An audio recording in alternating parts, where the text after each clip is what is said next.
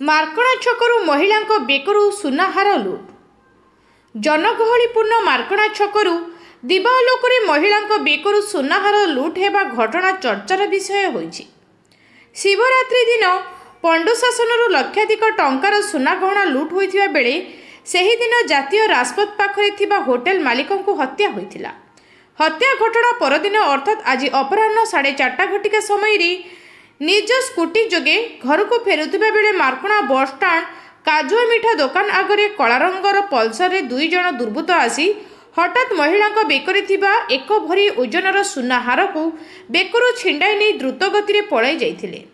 ଲୁଟ୍ର ଶିକାର ହୋଇଥିବା ବେବିଲତା ନାୟକ ଏ ବିଷୟରେ ସିମୁଳିଆ ଥାନାରେ ଲିଖିତ ଅଭିଯୋଗ କରିବା ପରେ ସିମୁଳିଆ ପୁଲିସ ଘଟଣାର ଅନୁସନ୍ଧାନ ଜାରି ରଖିଛି।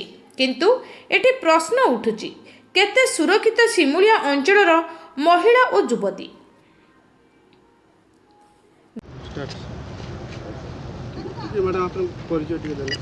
मो ना बेबीलता नायक, मो घर मुरुणा मंजूरीपुर।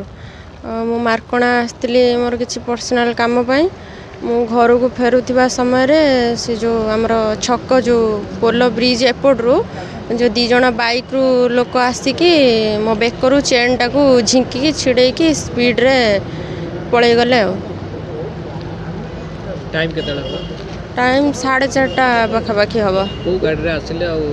गोटे ब्लैक कलर बाइकटे एपटू आसिकी स्टेट बैंक गाड़ी जाम झाड़ी आड़ी पलि गले।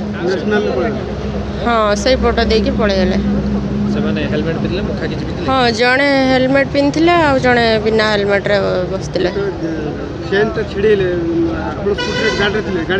हाँ गाड़ी टिके स्लो थिला मुझे पड़िलिनी से रहीगनी आ गाड़ीटा स्लो थिला टिके से झिंकी देकी पलि गले। नहीं मु मुरुणा हूँ सीआरपी भाव कार्य करुँच। मत से लोक को धरा जाऊ ताकू माने कौन ये आउ क्या सहित न हो एमती तो समस्ते एका आसुँच ना जावा आसा कर सब तो आउ किए क्या घर लोक नहीं कि आसबेनी तो ए प्रति टिके ध्यान दिहले ना माने दिन 2 पहर जदि एमती सिमुलिया बजार उपर हे आउ झील बो मैंने तो आसबे ना बाहर को बाहर से प्रति जमी ध्यान दिह मो जिनस भी मो पाइबा भी दरकार।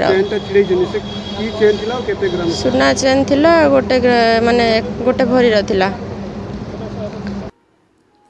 Bureau report local news 7।